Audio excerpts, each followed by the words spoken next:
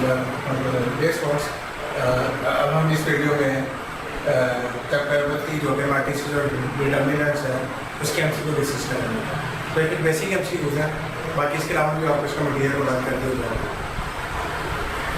पहला एमसीक्यू देखें, the matrix 1 4 -7 and 6 इसका जो ट्रांसपोज है इज आ, और देखें रो मैट्रिक्स है, इसका ट्रांसपोज लेंगे तो कॉलम वेक्टर आएगा, कॉलम मैट्रिक्स आएगा या कॉलम वेक्टर होगा, और अगर कॉलम मैट्रिक्स हो तो उसका ट्रांसपोज लेंगे तो रो मैट्रिक्स आएगा। अब चूंकि ये रो मैट्रिक्स है तो इसका जब आप ट्रांसपोज लेंगे तो कॉलम वेक्टर भी कहते हैं उसको और कॉलम मैट्रिक्स भी कहते हैं।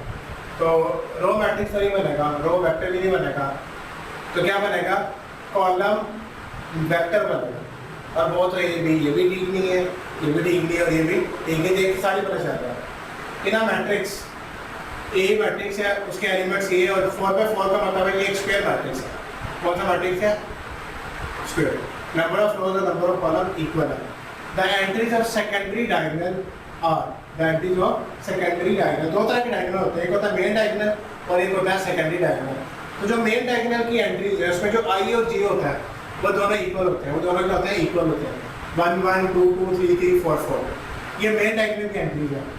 लेकिन जो सेकेंडरी डायगोनल है ना, उसकी एंट्रीज का तरीकाकार क्या है कि आप देखें, चूंकि 4x4 का मैट्रिक्स है तो उसमें जो सबस्क्रिप्ट है, पहला एलिमेंट और दूसरा एलिमेंट, पहला एलिमेंट होगा 1 2 3 4 1 2 3 4 और जो दूसरा एलिमेंट होगा वो होगा 4 3 2 1। तो ये बात हमें याद रखनी है कि इसकी तरतीब होगी, सेकेंडरी के लिए बता रहा हूँ, वो 1 to 4 होगी, 1 to 4, और जो इसकी तरतीब होगी वो होगी 4 3 2 1, इसकी तरतीब ऐसे होगी। तो ये आप एलिमेंट याद रखने हैं कि जो सेकेंडरी डायगोनल के एलिमेंट है वो होंगे A1 4 2 3 3 2 और 4 1। ये भी नहीं हो सकते 1 1 1 2 और 1 3 और 1। ये ith रो को, ये फर्स्ट रो को रिप्रेजेंट कर रहा है और ये किसको रिप्रेजेंट कर रहा है, सेकंड रो को। एक बात याद रखें कि दोनों एलिमेंट्स अगर सेम होंगे तो मेन डायगोनल की एंट्री तो होगी, और तरतीब अगर होगी कि 1 से लेके 4 तक और फिर 4 से लेके 1 तक, तो वो जो है वो उसके एलिमेंट्स होंगे सेकेंडरी डायगोनल के होंगे। थर्ड देखिए, which of the following is a diagonal matrix. ये देखिए ये मैट्रिक्स है, ये भी एक डायगोनल मैट्रिक्स है, ये मैट्रिक्स है डायगोनल नॉन जीरो एलिमेंट्स है। ये देखिए एक एलिमेंट नॉन जीरो आ गया तो ये भी डायगोनल मैट्रिक्स है। तो all of these are diagonal matrix. The matrix A is of order 3/4, A का ऑर्डर 3/4 है, बी का ऑर्डर 4/3 है। Then the order of A to B square, A into B square. अगर बी स्क्वायर का model लिखें, B square का मतलब है बी इंटू बी, और दो matrix confirm method of multiplication होते हैं कि अगर पहले की नंबर ऑफ कॉलम और दूसरी की नंबर ऑफ रोज इक्वल है, तो बी का ऑर्डर क्या है 4/3, फिर इंटू बी 4/3। तो यहाँ पे देखें आप, पहले मैट्रिक्स की नंबर ऑफ कॉलम और दूसरे की नंबर ऑफ रोज इक्वल नहीं है, तो लिहाजा बी स्क्वायर तो पॉसिबल ही नहीं है। तो अगर बी स्क्वायर पॉसिबल नहीं है तो ए भी पॉसिबल नहीं है, तो लिहाजा इसकी जो करेक्ट ऑप्शन होगी वो नन होगी, ना 3/3 होगा, ना 3/4 होगा, ना 4/3 होगा। और ये पॉसिबल नहीं है, नन ऑफ दीज, इसमें कोई भी ऑप्शन नहीं होगी, नन ऑफ दीज, और बी स्क्वायर नॉट पॉसिबल।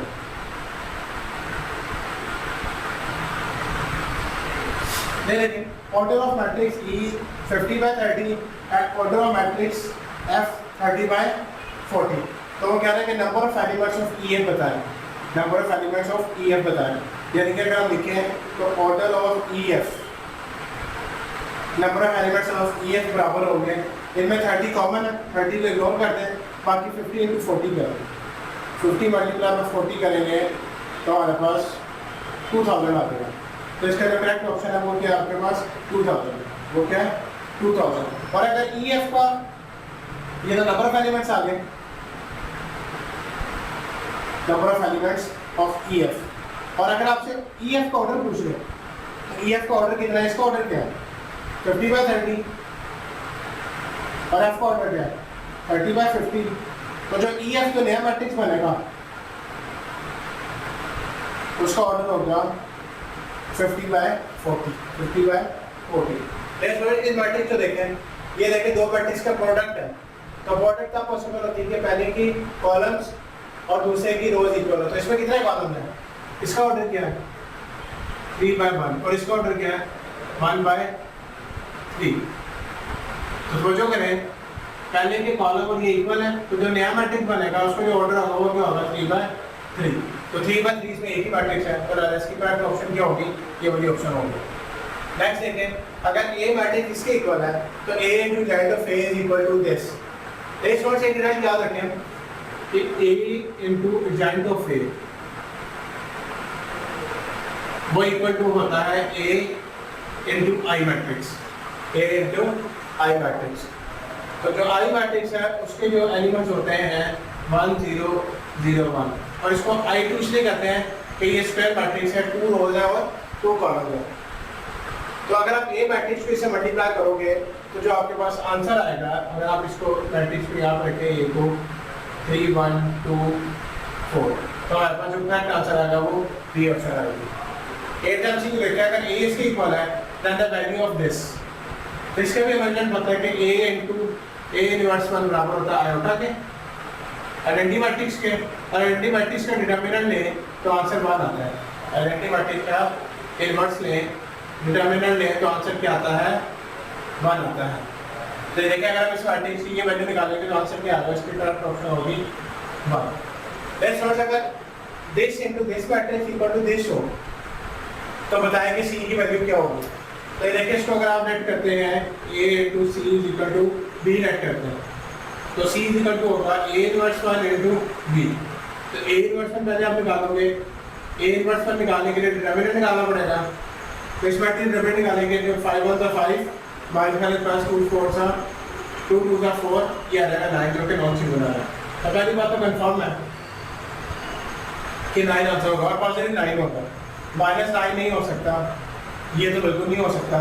तो फिर इन दोनों में से कोई एक ऑप्शन हो सकती है, या ये ऑप्शन हो सकती है या ये ऑप्शन हो सकती है। तो आप इसका ऐसे लिख लें 1/9 into giant of a into b। Giant क्या हमारे पास इस मैट्रिक्स का, इन दोनों की जगह चेंज करनी है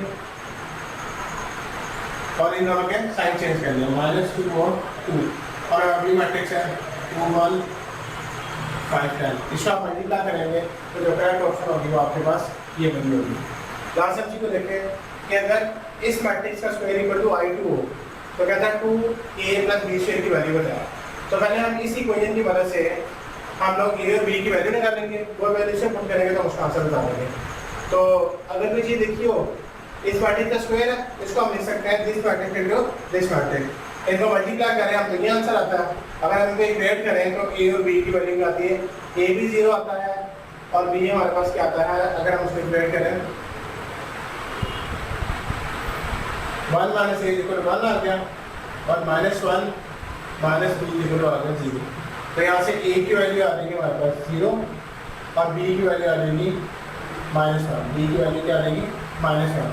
तो यहाँ पे 0 पुट करें और -1 का स्क्वायर करेंगे तो 1 आएगा। तो इस इक्वेशन का जो आंसर होगा, करेक्ट आंसर होगा वो होगा 1 होगा। नेक्स्ट वर्ड से थे कुछ बेसिक एमसीक्यूज, तो नेक्स्ट टाइम हम कोई और चैप्टर डिस्कस करेंगे और उसके मतलब एमसीक्यूज और बाकी चीज़ों को देखेंगे। Thank you very much.